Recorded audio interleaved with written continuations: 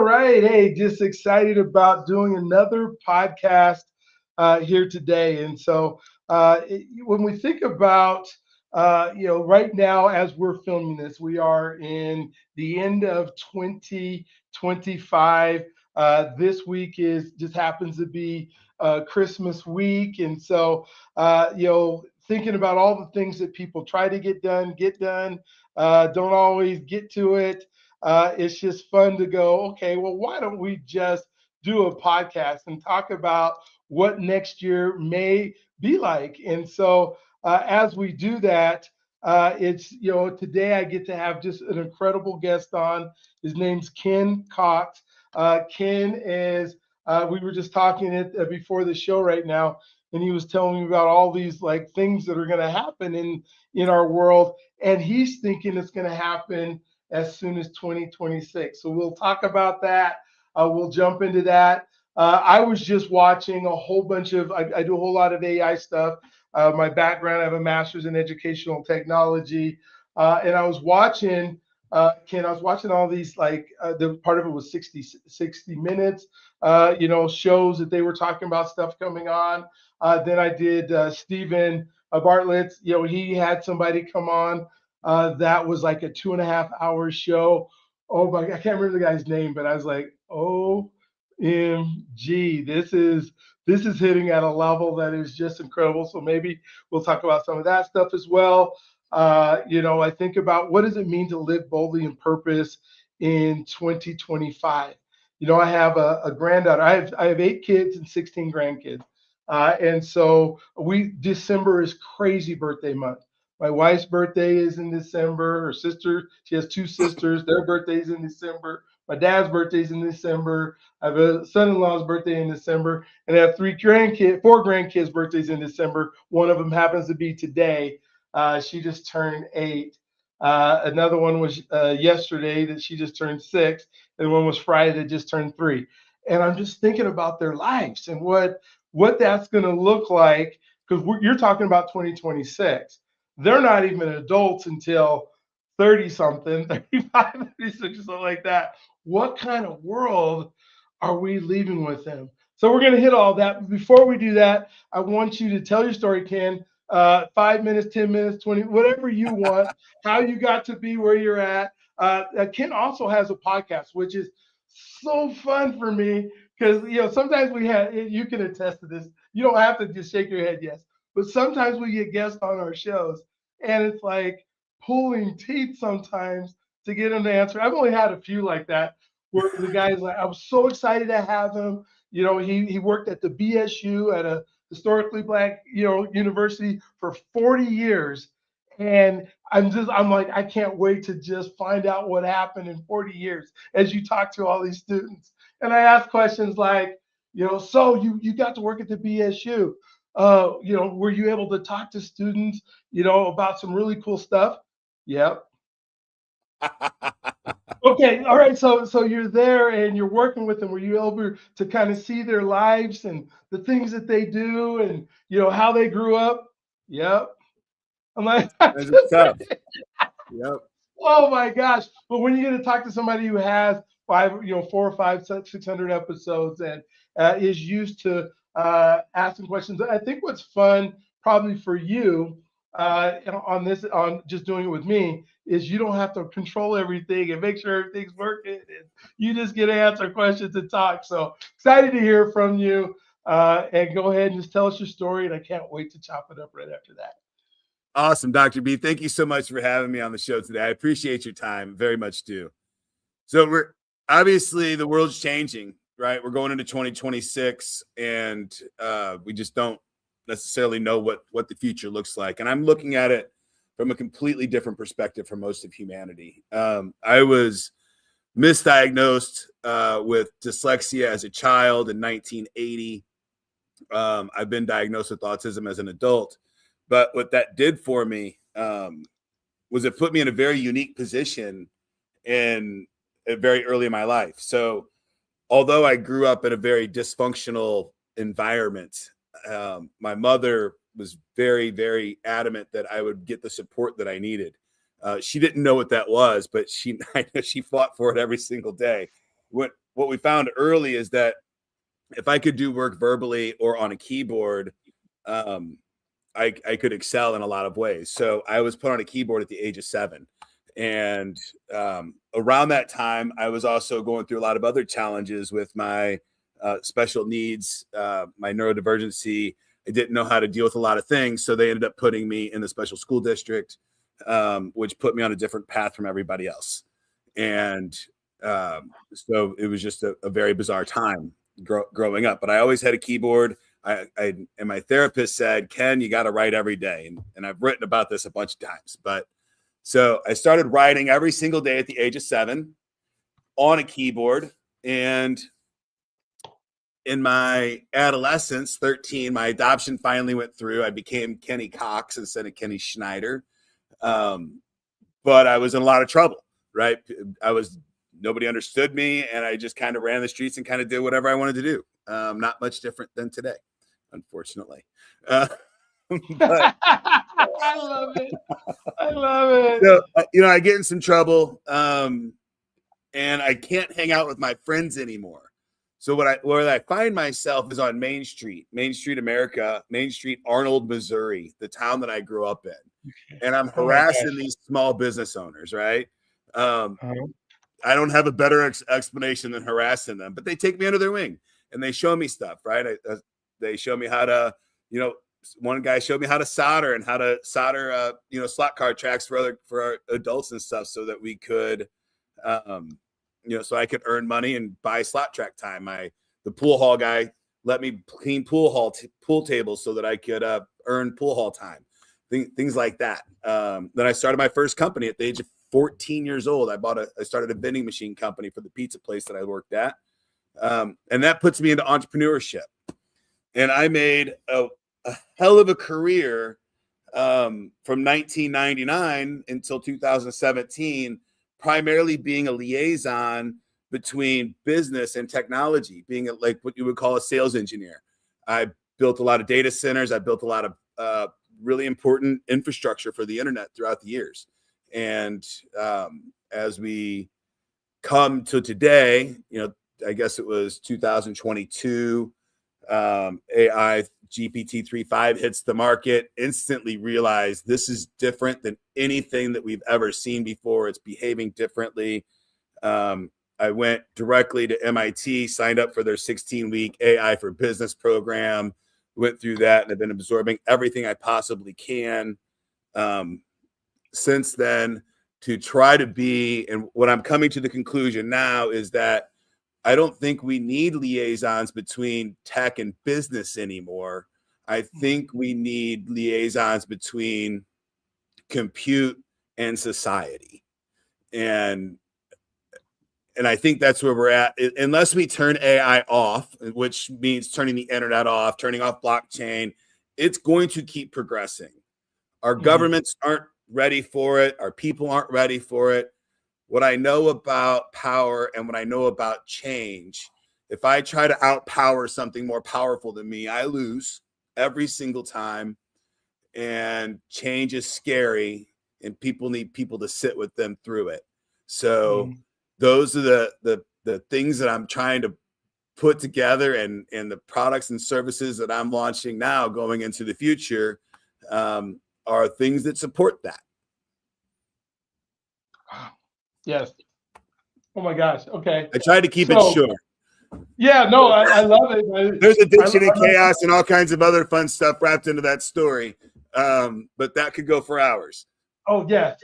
So, but here's where, like, I think as I'm listening to you and I'm going through my life and I'm thinking about our ages together, I think we might as well have been like a double twin or something, because same thing happened to me, misdiagnosed I couldn't read in 3rd grade at all. They came up with dyslexia or whatever the term was at the time, going into special ed classes, not being able, you had to go to a whole different school. I just had to go into a trailer that was, the back of the trailer thing. Oh my gosh. Yeah. So like, which is worse because the normal kids are watching you go across the parking lot. Well, and here's how bad like high school was. is they decided that we're going to read, like they're going to help us speed up reading. So they give us this machine. So I graduated in '83. So you're a couple years earlier than me. And so they brought us this big machine that had this like dial thing on it that went like this. And it was like that, so we'd read faster.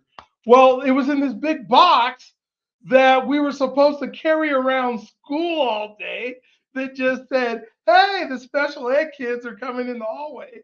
I'm supposed to take it to the two mainstream classes they let me go to, and then put it on the desk and then use it, find an extension cord and plug it in. I was like, we just threw them in the trash. We got in trouble. You can't throw away these equipment, but yeah. And then I ended up going to college. But the equalizer, like you started business, I did the paper routes and that kind of stuff. But the equalizer for me was technology. And I was able then, when I could use, it had a spell check, or it had a way that I didn't have to prove that I could read and write the way you wanted me to, because I could use the computer to be able to do it. And so, some of the same similarities there. And I ended up, got my doctorate just because they told me I couldn't, but, I, I spoke into, Google or whatever it was, and, wrote that way, and then had some help along the way. But part of it just makes me mad, because I think had I just been in the mainstream classes all the time, I probably would have been just fine. But who knows? It's, yeah. Go I ahead. appreciate the perspective of humanity that I have today Hmm. because I had to live in both worlds, right? Yeah. I don't have any visible markers. I was called the R word and I wasn't called it, right? All of those things in my life. Um, if you were to talk to me today, 1,000 people would say I don't have any issues at all, Hmm. unless they knew me, right? Or they saw me and when Yeah. I wasn't, when I had my guard down and I was allowed to STEM publicly, right? Those are different humans, basically, as far as anybody outside looking in would know. So it's an interesting existence, and I so happy in this particular time frame that I get to be a person that interacts with AI in a way that helps me understand humanity better and Yeah. allows us to, we're humanity's on a path of, there's one of three things is going to happen. We're going to bureaucracy our way through this thing and slow it down enough that we actually get to the other side without too much damage. We do a hard cut and go through some 1 year to 50-year dystopia where, the rich are super rich and nobody's working and I don't know how we live, or we get straight to utopia. And I'm not sure. I don't think most of humanity trust our leadership enough at the moment to put the bureaucracy in place to make sure this is not a travesty to everyone. Yeah, I'm so with you in that. I wrote a book called Relationship versus AI. Where we talk about relationships and AI. Oh, funny, you grew up in Arnold, Missouri. My last name's Arnold. I grew up here in Denver, Colorado. But I just finding all these like crazy things that are there. But in your first scenario, we live in a capitalistic America, Yeah. and for our government to be able to slow down capitalism at its best, is just I don't see that as an option, because our political world is all based on the folks that have, and right now it's the AI companies that are making the most amount of money right now, and they're at a race to see if they can get to this general AI stuff, Yeah. I think which what Google has done in the last couple of weeks is very good. Um, they've implemented AI into the systems in a different kind of way than just this whole take over the world, which, Google is a pro at being, get you under, get you using their stuff, and then you're under the hood and now you're the product, right? Which, yeah. I think the world doesn't necessarily want to be the product, but I don't know how we get away from that now. Like we're so far in. We need AI to protect us from AI. Yeah, I mean it's and as much code as it's now starting to write and all the things that it's doing. I mean, you think back to iRobot or some of the movies that, the Star Treks and Star Trek's utopia, right? It's there is no money exchange until you get way out in the galaxy or something. How is in your mind when you think of, okay, can the government truly slow it down when you have other countries that we're now competing with, that aren't with us, the Chinas and the wherever it is. Yeah, they Is can't. that, I mean, in your mind, is it a possibility to slow the world's AI use down? I love what you say about Google, but Google's only one company. You think about Sam Altman and, OpenAI and, That is he that slowing down? Or Elon, that is he slowing that down? that magical 6 or 7 companies are Hmm. running our planet at the moment. Yeah. And there's nothing that I can say or do to prevent that from happening. Right? There's just Yeah. nothing I can say or do. What I do believe, and I'm probably on the very short side here, that companies aren't going to be hiring people next year in 2026. It's going to be very few and far between. If other than building infrastructure, blue collar, like if you're pulling electric cable, you're plumbing, all those things that you're good for a while, right? And so robots are here to take it, but they're coming quick with these new world models. We can train robots faster than we've ever been able to train them before, and the democratization of robotics training has hit. I mean, it's dropping by 100 times a year, I think, with the world models. It's insanity. Mhm. So we can train them so much faster now. So, but that's coming in a couple of years. But if you sit at a desk today and that's your job, and you don't have a job, I don't know who's going to be hiring you other than AI automation and Mhm. AI setup and stuff, because the CEOs just aren't going to do it unless it's HR for HR CFO kind of stuff that you remove risk from the CEO. Those kinds of positions will still be there. But AI can do the job. So a CEO or a talent is not going to hire a person when they can hire the AI to do it. They're just not. So, that's going to be a big gap in work. So how do we deal with that? And the government's not doing anything. And the only thing I can do is sit with you and teach you how to use AI a little bit. That's why I got ideasframework.com to help people kind of use AI in a way that gives them superpowers, right? Like, Mhm. um, I think you could just walk away from it. I think you're going to see a lot of societies of more like the Amish, Mennonites. I think those communities are going to grow um, as people just walk away from this, right? But we're going to see conflicts between unions and robots in Oh God, 2026. I yeah. don't know I don't know a way around it, because the Teamsters are not going to allow robotic long haulers to come hit the road. And we're already seeing the Waymos coming in. And I'm not a political guy. So, I figure the best thing I can do is make you laugh. And that's why I started doing comedy. And I've got a big Yeah, comedy no, tournament that I'm working on. And I just, I try to be in the streets as much as I possibly can with the people and get the pulse of what's going on. And they're scared. yeah, and when we It's think about, so let's just take our college graduates that just graduated, in May or whatever it was. Now it's December, and they're still looking for jobs. They can't find the jobs. They've been displaced. You talk about the robots that are going to come in. I know Teamsters and the unions are going to have this huge fight, but is the independent contractor now going to take over based on profit and loss margins? Where do these people go that don't have jobs, and what do they do all day? that's well, I would ask first is, how are they going to eat? How are they going to stay Yeah, healthy? Right. exactly. And our government does not have an answer for that today. Neither does capitalism. Yeah, I mean, Right. there's And whose responsibility is that?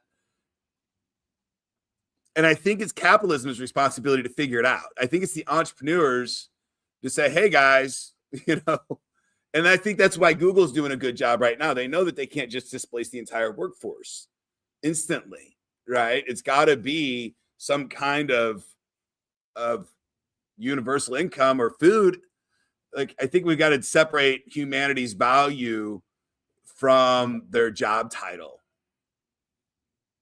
Do we have enough food? I mean, we obviously have enough food because people are eating now, but how do we get the food into people's bellies without going to the supermarket and paying for it? I think we got to take the competitive nature out of basic food. Yeah, it's just got to be like basic shelter and basic food. I think humanity should be able to just kind of gather as they go. I don't know what the system would be to keep them from overindulging, right? But, yeah, like the basic right? on the Matrix or something, right? I think if I don't have a job, McDonald's is saving enough in their HR department and their logistics and everything else that if I don't have a job, maybe I swing by McDonald's and get a minimal meal every day or something. And I know it's not McDonald's job to do that, and I don't know the answer. But I would like to think that capitalism solves this problem, or entrepreneurs solve this problem before the governments are forced to. I know. And then, when you think about the distribution of wealth, right? You're asking somebody who has been accumulating those massive amounts of money all they can, and you're going to say, you can't do that. But the leverage that these 6 or 7 AI, and I'm glad Google, like you said, Google's doing what they're, but these 6 or 7 AI companies that run the world, that will continue to run the world, because I don't know how you just stop AI. I mean, you can't just turn off what the Pandora's box has been opened. And it's like, and if we don't have these conversations and we're not talking about it and we're not saying, wait a minute, this isn't going to work. This is happening so fast, and like you said, these robots that are being created right now, I'm just thinking like robots that are in the fields that are creating food, Yeah, why not? Yeah. But why not just have robots, plowing fields and doing all this stuff, and then just feeding the people? That for the first time in humanity, we have the possibility to live an abundant nature by default. That just like, I hate the analogy of your pet dog, just food appears, right? Mm-hmm. Doesn't know where it comes from, doesn't care. If he's hungry, barks and food appears. If he's got a good look, a good owner. But, and I think humanity can have that kind of life.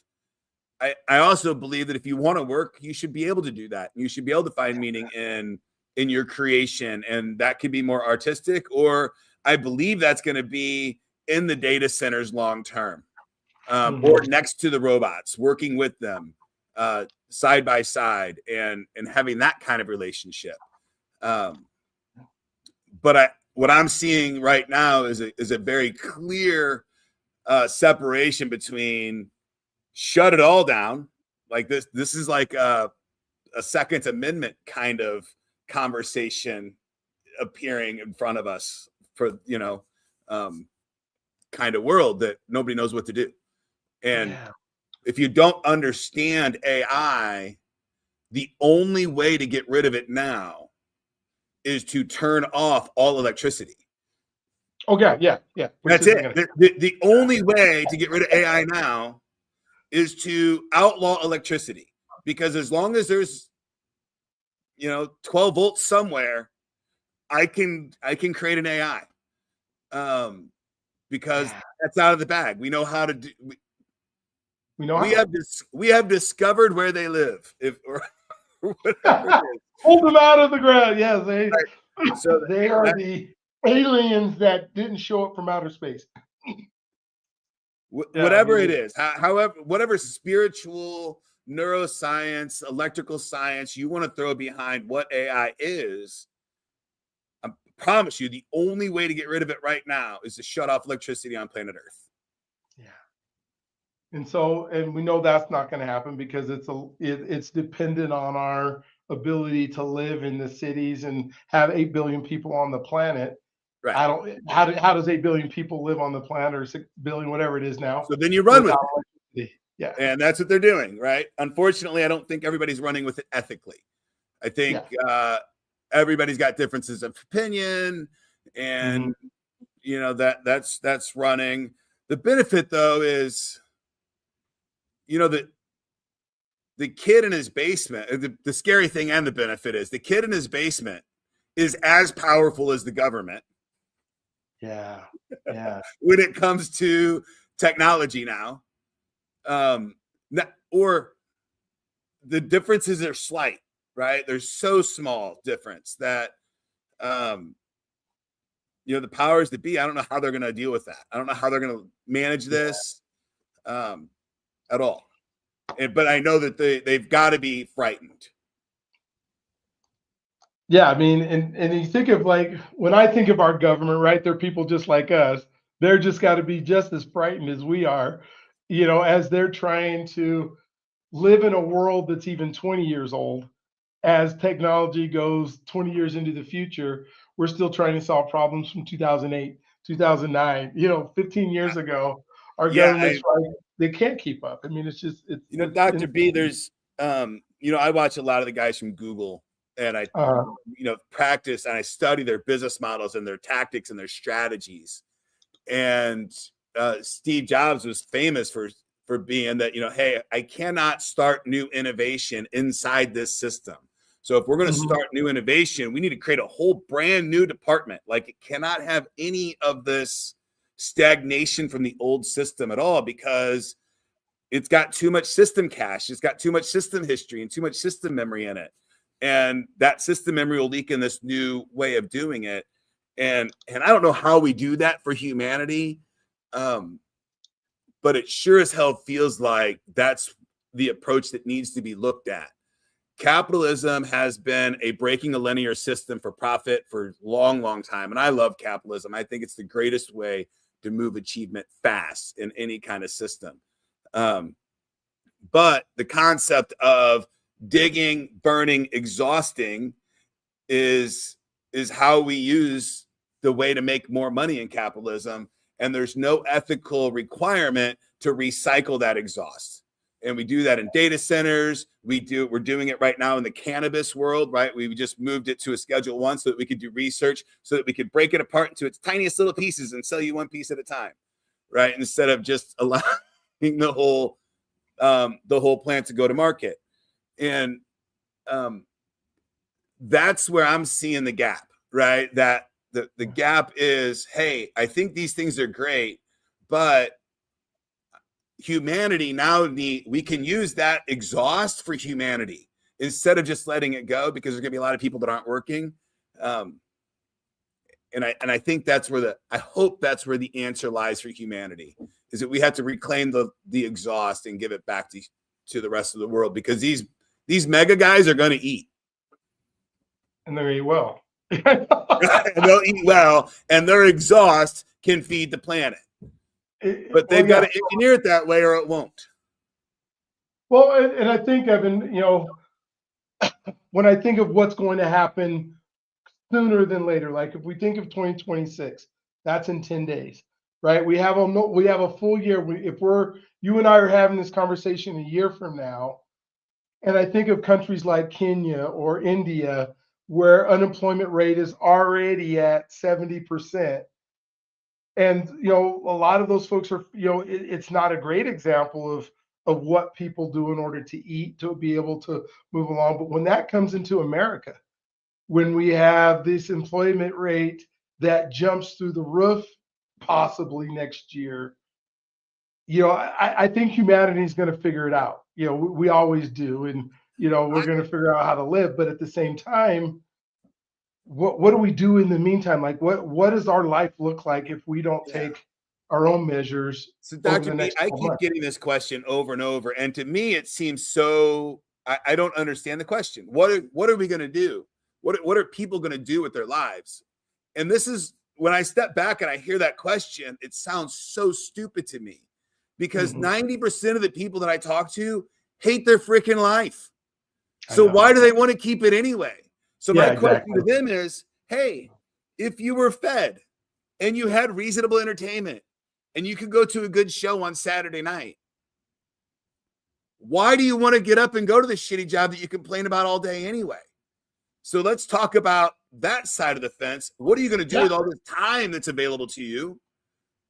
Right? Because what I know about the most powerful people on the planet is that they're going to keep printing money and they need people to spend it. Mm-hmm. They need us to spend their money. They'll make sure it gets to you. Oh, right? Yeah, the universal paychecks, whatever it is. I don't know how it's going to get to you, but they're going to make sure that the money gets to you so that it comes back to them. I promise.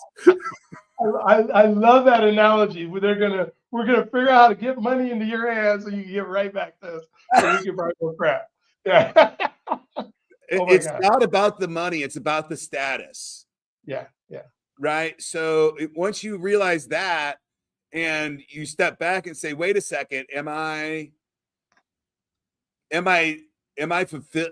Is being an administrative assistant what fulfills me as a human? Is that what I am? Am I a network operation manager or technician? Is that what I am as a person? Or am I all of these other wonderful things that I could go and explore in my hobbies and turn those into careers and turn those into businesses, or just turn them into great creations that I can share with the rest of the world?" I think that's the important thing that we should be looking at, not the how am I going to keep my shitty job? Gotcha. So let's move into, as I'm thinking through, the most powerful force or what we have to deal with in our world is human connection. And I think that's where the jobs are going to be. I think that's where, our connection, although folks might say, I'm in love with my computer or I'm in love with AI, I think human connection will always take over. I don't think the AI can do the empathy. So if connection is what we need, and where we get connection is, I love that. That look, that is so good. If human connection is where do we spend our time? Like you said, I don't go to my job, but I think we have to do something to feel good about ourselves, whether it's going to a job or not, but we got to feel like we're participating in life, because only so many television shows you can watch, right? Our families are going to keep growing, right? And our housing isn't. So that's going to force multi-family, multi-person family units again, right? That's going to force multiple people living in the same house together. So what hopefully starts happening is, holy shit, they start playing games together and they start creating stuff together because they can't, because they have this AI agent, and they start supporting each other again because, I don't have to run to the doctor, the emergency room, every time I have a sniffle. I have this community AI doctor that is free to me because I live in this community, and I can ask it basic questions, and it will help me find natural remedies or store-bought remedies or tell me to go to the hospital, right? We can get rid of 80% of the shit with basic AI agents that cost almost nothing to run, that help humanity if we just retrain them on how to get resources. Yeah. And I think do you think the metropolitan cities, I drive around the country, and there's tons of land in America. I mean, you drive from the Northeast. So do you think we disband cities, or we continue to try to live on top of each? I think of crime and things will happen when people are left to their own devices. I don't know of a community in the country today that wouldn't say that their homeless issue isn't on the rise and crime isn't on the rise. I don't know of any right now. I know that my community, homelessness it's here, right? It hasn't been here in 25 years since I've lived here, and it's here today. I think it's common sense that some of those issues are popping up already. Hopefully AI helps us resolve those issues, right? And then we can humans are wildly philanthropical. I'm not saying that correctly, right? Yeah, they like helping each other out. And if we can teach people to say, hey, I'm sitting here and I'm bored and I need something to do. one of my superpowers is that I started writing at the age of 7. And then I got into technology. And when AI came along, I'm like, oh, I'll train my AI on the shit that I've been writing since the age of 7. So I disagree that they can't have some empathy. Right. Yeah. Okay. But at the same time, I can use that to say, hey, I'm kind of bored today. What are some things that I could do that would fulfill me as a human? Because you know me pretty well, that would fulfill me and help my community grow. Right. And that will help you get there. Okay. It'll give you ideas. It won't go, oh, you're a big dummy. You're not going to do anything today. But we have to let the world know that that's the kind of power that is in their hands. Right? If they're just willing to talk with it and be vulnerable with it. And if you're vulnerable with it, you will get phenomenal results back. I don't suggest being vulnerable with the open source models or the big corporate models that don't say they won't sell your data. Read the terms and services very, very well and understand what you're giving it. But the more data you give it about yourself, and as you're looking for ideas and ways that you can grow as a human, the better it's going to help you. We have every therapist, we have every book that Tony Robbins have, all the best coaches in the planet are jammed in there. All their content, right? All the best doctors in the world that have ever written or published anything, it's jammed in there, right? And then they get to collaborate with each other and come up with ideas for you. Yeah, no, and you say like all the stuff is jammed into it, all the wonderful things. I believe cancer probably is cured in the next 3 years. Like that because of the AI, because of the speeds that they can now do the research and all that kind of stuff. I mean, there'll probably be some other disease that shows up as a result. But then I think on the other side, like RoboCop, you and I grew up in the RoboCop series and eras, right? So are we going to create a robot for every person who's committing a crime that follows them around, and we get rid of prisons because they can't commit crimes because they got their own personal robot following them around? I mean, are we close to that now? Or are we, I have a different, I'm a bit older than you. Yeah. And I come from a time before corporal punishment was illegal. Oh, yeah. Right? So I come from a time where they literally attempted to shock or beat autism out of humanity. Oh my gosh. Yeah.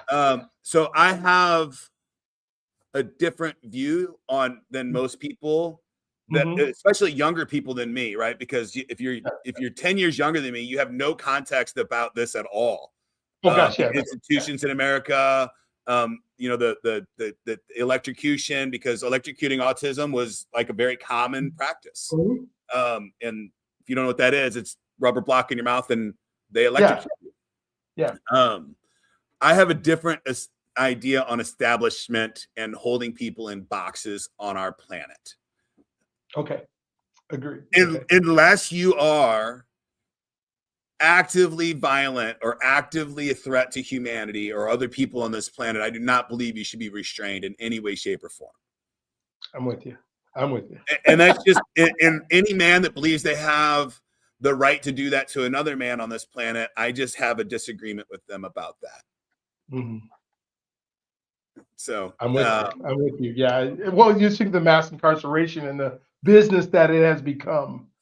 It's not there because they're trying to me anyways, it's there because it's a huge capitalistic business that people make millions and millions of dollars by putting another man in a box for their life. If Satan lives in America, he lives there.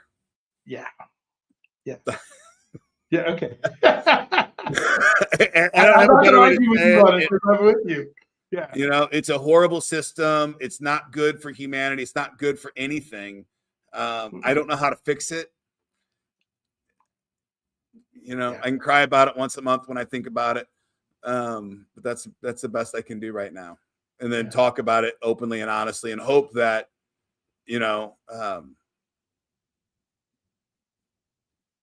it's scary when you have authority talking about what's right or wrong and saying, if this is wrong, then I have the right to put you in a box, or I have a monopoly on violence.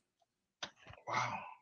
right? If I'm going to give somebody a monopoly on violence, then, which we've done for our governments, right? It's collectively as humanity, we said, yep, government has a monopoly on violence. We're not allowed to do it, but they're allowed to do it. But now we're telling them, well, they're allowed to tell us what's in our home. They can come into our homes. They can ask us questions unlimitedly, right? And, there's just not a good checks and balances there. Oh my gosh.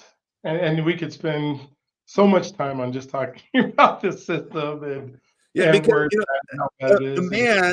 A man that has food and a woman that has food, entertainment, and some kind of hope is not going to be a violent person unless they're sick, right?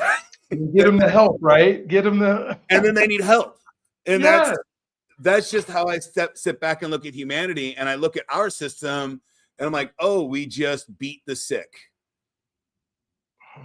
and it just doesn't make much sense to me at all, and so. And when we think about, I want to jump into our sicknesses as well. I'm thinking that AI is going to figure out ways to cure a whole lot of our diseases and a whole lot of our illnesses. You know what it does so well, and I cannot wait to see this interface. What humanity does not appreciate nearly enough. I know they try to teach us this in elementary school with the phone game, right? Say a word, pass it down. The reality that one person sees versus the reality that the other person sees, by the time it writes the memory, are two wildly different experiences. I'm not just talking about from the angle that they're looking at it. I'm talking about the fear filter that they ran it through. So how much of the data did they actually get? How much did they hear? How much did they see? How much did they taste? How much did they feel? And how much of all those things they committed to memory? It's literally could be the difference in purple and red, right? It is how different they could see stuff. With AI, if I have an AI that knows me and you have an AI that knows you, we can talk to each other through our AI filters. Yes.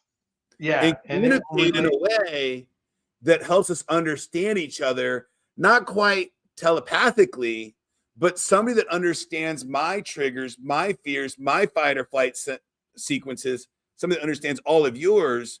And now we can have engaging communication through high tense situations.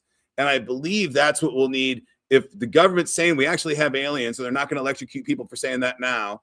And we're going to have high conflict scenarios with other worlds and other countries. Maybe we can use this technology so that we can help understand each other instead of try to destroy each other. Yeah, the nonverbal part, because everything's language right now. And now with my, my phone, I can pick it up and have a conversation with anybody with the AI in my phone that is saying, I'm saying words, it's translating into their language. But then the nonverbal that you're talking about is how I see the world. So now blue is blue for both of us. Yes. Which is huge. And then when I go back until to you dump way into neuroscience, because those are just different networks firing, right? And then if you know the internet really well, then it's just different networks firing and the routes to those different networks. And is it open shortest path or routes or direct path or static routes, or how are those things routed in the neural networks? And once you realize that, you're like, oh, we're absolutely not just seeing things from different angles. We're seeing different pictures present themselves in front of us. We're literally rendering different pixels, different movies. Yeah. Oh my God, it just, Donovan, you and I were talking about my dad's issue with Department of Defense today and trying to get information. And I'm literally arguing with a customer service lady who is trying to explain to me that she can't help my dad because he doesn't remember what happened 35 years ago in his life, and that's exactly what you're talking about with the AI, because the AI steps into that conversation. It says there's another way to identify this man other than the systems that you've already put in place to be able to do it. now he communicates and is able to get the services and help that he needs. What if we're all able to get that? That's huge. Enormous. And if you can start talking to people, you know, I try to tell people the perspective that I'm coming from, and I want to come from a slightly spiritual or woo-woo perspective for a moment, right? You can equate it to the right brain networks or however you want to, but frequency matches, right? And negative frequencies are easier to match than positive frequencies. So I believe that if we can start getting humanity to talk to each other from a place of love and compassion and spirituality, or hope and desire, versus me, that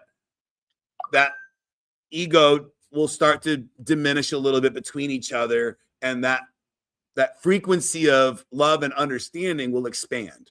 And I think that AI can help us do that. Right now, we live in a cortisol-filled world, and people are walking around tense as hell. They're scared. And when you live in fear, your cortisol's through the roof. And we can't even get it lowered for people to start having a conversation one-on-one, because we're all triggering each other. But AI can step in and be a mediator there and reframe things in a way that has the context window for the current reader, has the understanding of their triggers and their emotions at some point, has, you know, Freud, Jung, every pop science in the planet built into it, and, you know, help them through that process as groups, big groups, small groups, individuals learning about yourself. All those things are there. And as I think of our systems, we've talked about food, we've talked about housing. One of our biggest systems that we have is our healthcare system. And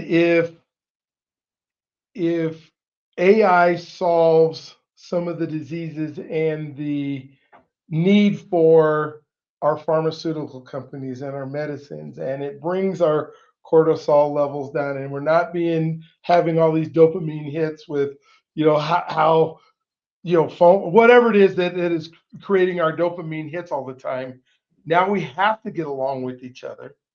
We have to, because we're there and we feel good.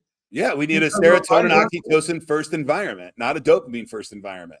Yeah, you know, and then we solve a lot of these issues because we're not being drugged, you know, and it's not just the elite who gets care, right? That and then everybody has access to the things that are, you know, I love what Mark Cuban's doing with cost plus drugs. Those kinds of initiatives by entrepreneurs, I think, are what's going to solve the problem. I think my opinion on the problem is that you have government bureaucracy stating that everybody needs medical insurance so that they can get health care. When I was a kid, we had a free clinic up the road. You showed him dad's paycheck and you got the shot for $6, right? Like, it was community based. It was free clinic. It didn't have all this bureaucracy, and it was a tremendous amount. The perceived execution was much better, at least from my perspective. And I'm not saying that's a solution now, but I think it's a mixture of both, right? This whole, I'm going to plug myself here for a second. I wrote a book with Kevin Harrington from Shark Tank called Many Paths to Profit.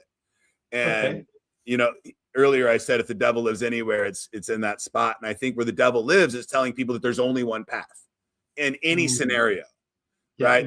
This is the only way that you're allowed to do this, I think, is it goes against neuroscience. It goes against growth. It goes against evolution. It goes against everything about humanity, in my opinion, is that there's only one path. So I think that needs to be a path. Medical insurance is a path to health benefits. But I also love the free clinic model. And I think that mayors and governors around our country have really just been slacking off and giving their rights up to the next level and the next level, and the next level. And we don't have good community leaders anymore. And we need those. We need those now, but more now than we've ever needed them in the past, because, it's going to come to the first place that it's going to hit. It's going to be the mayors and the chief of polices and municipalities that, stop getting services first. And does AI break up failed systems, or can it, or will it? I mean, I think our healthcare system is a failed system in its current state right now. I mean, that's we can just talk through it really quick. Yeah. 90% of the jobs required for tagging and coding in the medical field don't need to be done by a human anymore. They can be done by AI and have a much higher accuracy. Right? I think we can agree on that. Yeah. The question is the CEO going to take heed to the last CEO scenario and say, I'm going to pass that savings on to humanity? Or is he going to say, I'm going to line the pockets of my shareholders? And he's going to say, I'm going to line the pockets of my shareholders, because right now, that's what he has to do by law. Wow. Yeah, you're right. You're right. So, I mean, his hands are tied too. So there's something in this chain is not designed for this amount of growth this quickly. And who's it's the CEO. He's doing his job. Yeah, no, he is. He's doing exactly how the system was designed and put together. He's not wrong. He's doing his job. He's doing what's best for his shareholders. That's what they pay him to do. Yeah. Oh my gosh. Yeah, I think about even the pharmaceutical industry, where once AI starts solving some of these, quickly solving, where you don't have to do 10 years before a drug can come to market, and all the stuff that goes on to that. Well, and you've got a doctor, Dr. B. So, and the question that I would have is, does a human have a right to work with their local computer AI and a CRISPR system to modify their own DNA? Ooh. Wow. And I don't know the answer to that. Level. Yeah, I don't either. I never even thought about that level of what AI is capable of doing.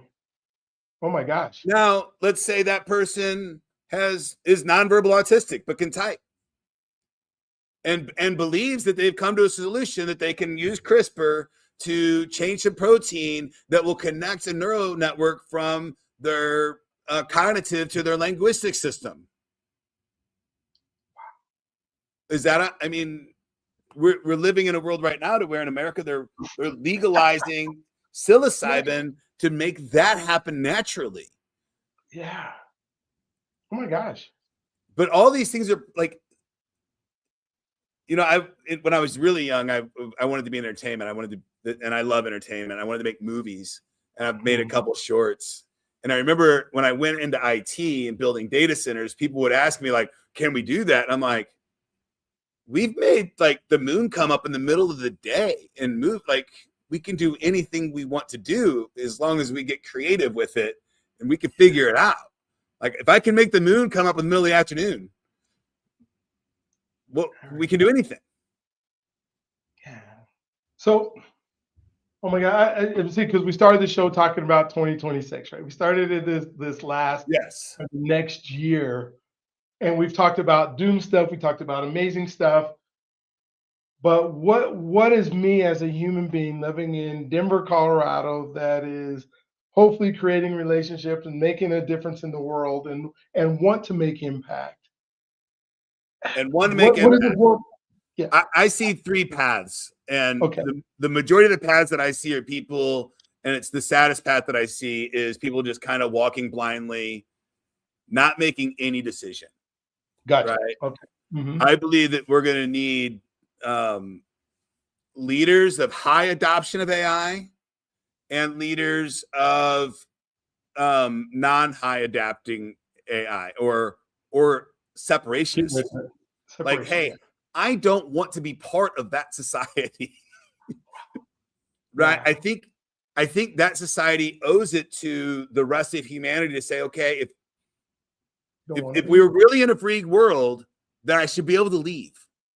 Mm-hmm. Like, if this country is really free, I should be able to opt out of the system.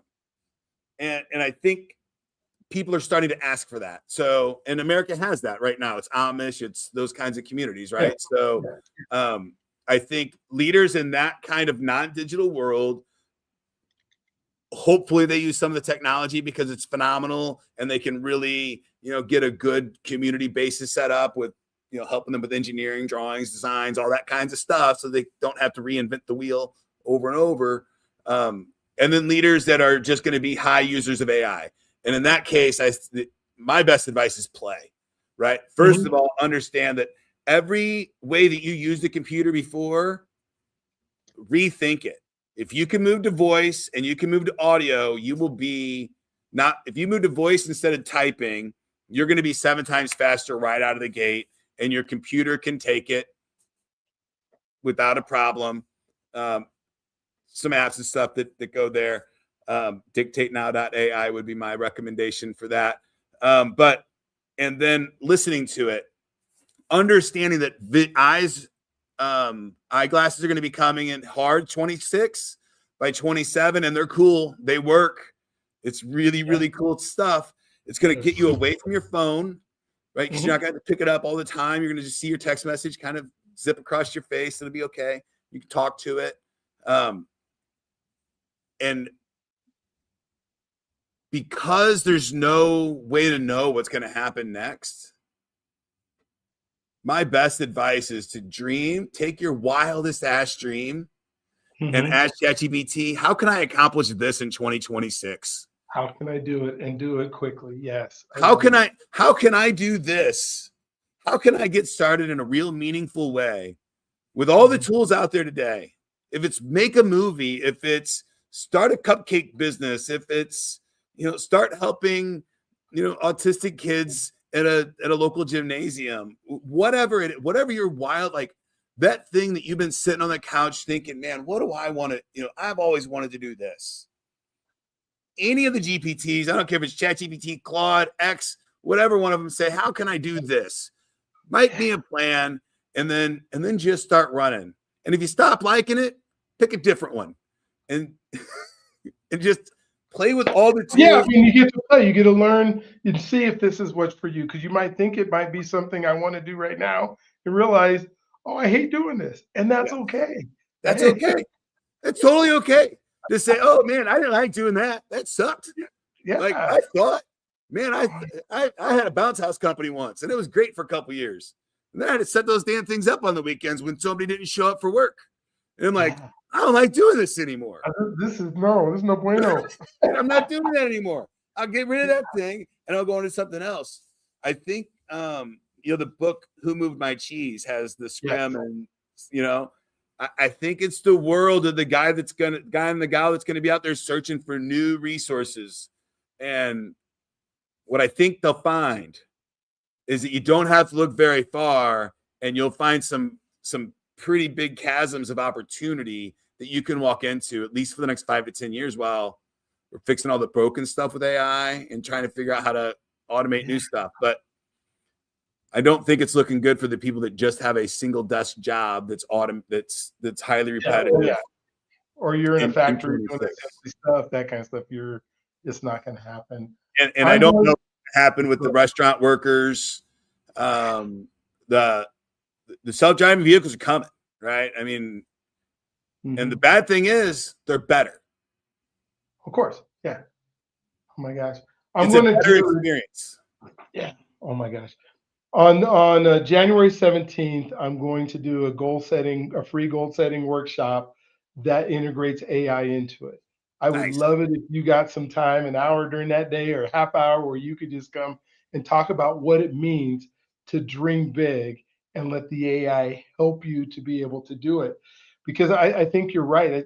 The only part that I don't know, maybe you can finish with this, is how do we stay informed in this environment that feeds us more of what we're asking for. Because I don't know if we can do a good job, when our news and the things that we go to read and the things that we try to get a hold of are all based on Yeah. what we thought in the past. So, I mean, I love entertainment, right? And I'm not going to Yeah. tell people they need to No. Yeah, dive probably. in and do all these things, but No. the internet has been a godsend for humanity as far as democratizing information and availability. You can go to YouTube. I watch a guy called Matt. I don't know his last name. He does AI news every single week. He does a 30-minute, hey, here's all the AI gadgets and tools that you can do this week. I watch a podcast called Moonshot WTF, probably not for the average person, right? This is the guys from MIT talking about AI and what's going on. I think it's important for people to understand what's really happening in behind the scenes, but it's really dry and it's not for everybody's consumption. And then Diary of a CEO, I watch every week too. I think that the AI stuff there has just been phenomenal. The leaders that he's bringing in are, I've not seen anybody else come close to being able to explain the connections between AI and every other discipline on our planet. Yeah. From the mycelial network of a mushroom to the neural network of our brain to, infrared pictures of James Webb, and everybody in between there he's got on. So it's a chasm of data. Yeah. And I love that you say the data is there that you can download into yourself, or the information is there. But there's so many people that are, like you said, entertainment. I'm not saying don't get rid of entertainment, but just maybe scroll over just a little bit a few times. I'm saying that in the time of, this is the way I would look at it. If I lived in Egypt while they were building the pyramids, and I could tune in and watch that every now and then, I'd probably dedicate an hour or two of my week to watching those pyramids being built on YouTube. And you can do that right now with AI. And I think this is bigger than the pyramids. Yeah, way bigger. It's definitely more relevant to our lives than the pyramids are. Yeah. At least for now, unless we find out they're giant energy sources. But yeah, and I talked to so many people and they rather watch cat videos and just, not have any clue of what. And I don't know if it's just the fear of the unknown. It's, I don't need to know about it, but if you can. Yeah. So Dr. B, I have a big question here. This is my global conundrum right now in my life. I have friends and family that are head down, walking through life. As a leader, do I have the responsibility to pull them out of that from my community, or go find other people that are going to understand it, move forward, knowing that I don't know that I can get through the fear of them ever, because they're in a fawn or freeze response at the moment. And they're telling their leaders to leave me behind. I don't want to go. That's what they're telling. The people that are in that world are saying, I don't want to go. And there's a lot of them. And I don't know what to do about that. That's the binary decision in my life that I'm struggling with the most right now. Yeah, that's exactly the reason I wrote the relationship book. And as I think of it, my responsibility is learn all I can, communicate with as many people that I can that are going, because when this hits, they're going to come running to me. Their heads down right now, but when some of this stuff hits, where let's say as parents and they got kids and everybody's at home now because folks don't have jobs, and they're trying to figure out, well, how are we going to eat this week, or how are we going to, because food prices and gas prices and fuel and energy all keeps going up, and then all of a sudden it's not there anymore. Who are they going to come to? They're going to go, what do we do? It's going to be too late. It's going to be too late. But I know. I know, but at the same time, we can't spend all of our time, just keep letting them know, I guess, and love on them, and keep saying this is coming. This is. I even try to send like diary CEO out to people that I know. Just watch this. You don't have to do anything. Just watch it so you're informed, so you know Yeah. what's going on. And yeah, they just sit there or scrolling on these little 30-second entertainment. So the question is, I believe that a lot of them don't even hear it. Yeah, you're right. They I agree. like Mhm. the whole perception of we're literally watching different movies in different color and different settings across the board. I'm not even sure that they hear the words coming out of our mouths. Yeah, you're right. I, You're right. You're so right. Yeah, I agree. They don't. It's the same. You know, the habits that they've created or we've created, and then same. I'm a recovering addict. Um, and I'll say that, my ex and I will have this conversation. She's like, we told you 1,000 times. I'm like, well, I don't believe that you did. And I never heard it. So, Yeah. and I know that they all love me, Mhm. right? So I'm sure that they believe that they said things, and I believe that they did everything that they could. Mhm. Um, they just didn't use words that would resonate with my body and my frequency at that time. So if that's Wow. the case, as other leaders, how much responsibility do we have to go to those communities and meet them at that level and help them come out of that, which is hard. But I Based think it's on everything, because if it's not, they're gonna. I mean, I'm a data center operator. They will. I'm at the. I see Teslas in LA. They're vandalized. yeah, yeah.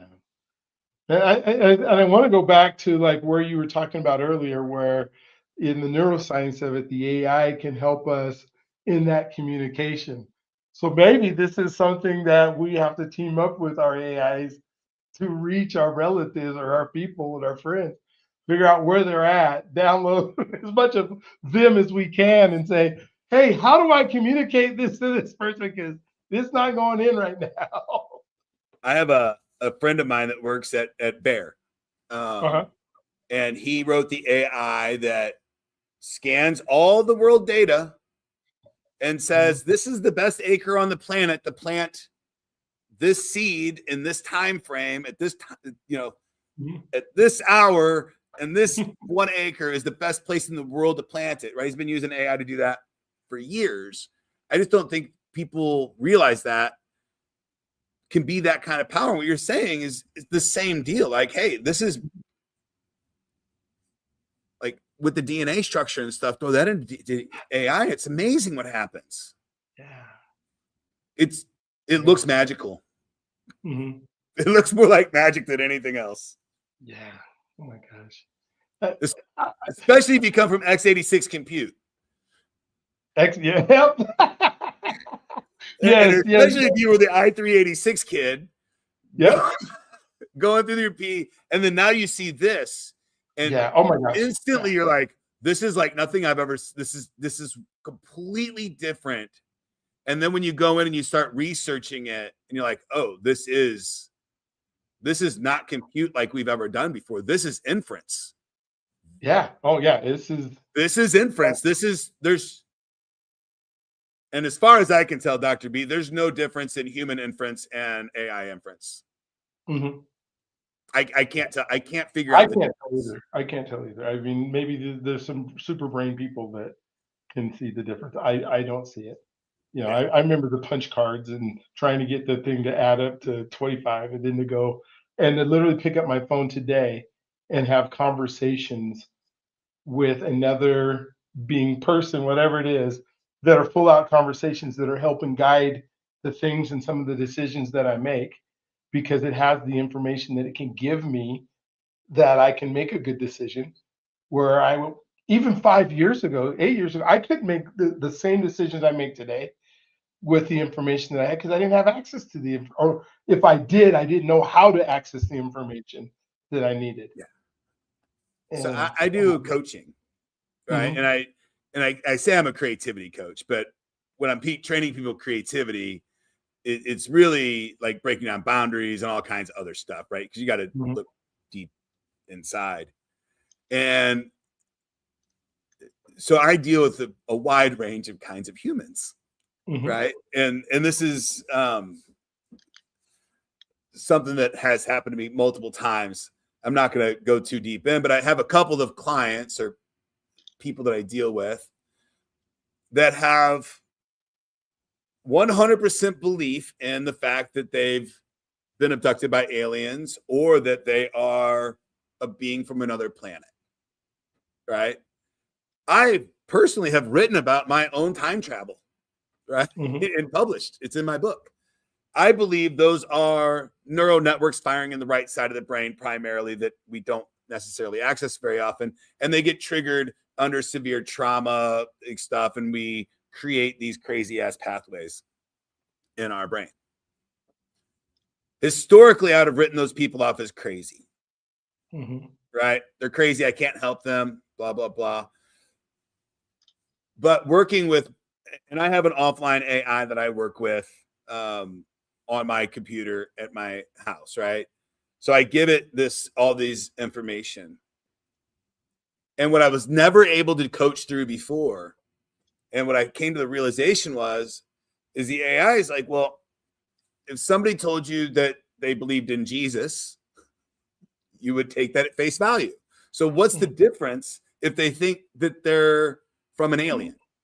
Yeah. And I'm like, well, because my society's never let me allowed to believe that. It is one. But in the AI is like, well, it doesn't make them any crazier, right? This is just their belief structure. They're not hurting anybody. Why does it matter? Like, okay. And then I realized after talking with the AI about these are vocabularies that humans evolve to help themselves through trauma and help themselves communicate their emotions. And we've dismissed them as crazy or whatever, but we don't have a way to disconnect that neural pathway memory, and maybe you shouldn't, but we don't have a way to describe it either. And I'm not a neuroscientist, but that's as much visualization as I've done of the neural network and thinking about how humans think. That's the best way I can describe it at the moment. I hope I didn't go too far off. No, I am I'm intrigued because excuse me, as we kind of wind down now and start thinking about, okay, what do these conversations have to be had. And if it's the AI that helps us have these conversations so we can make sense of our world and ultimately be in connection with others, I think I still believe we have to be in connection with others. I don't think we can just and that's the most important thing we can.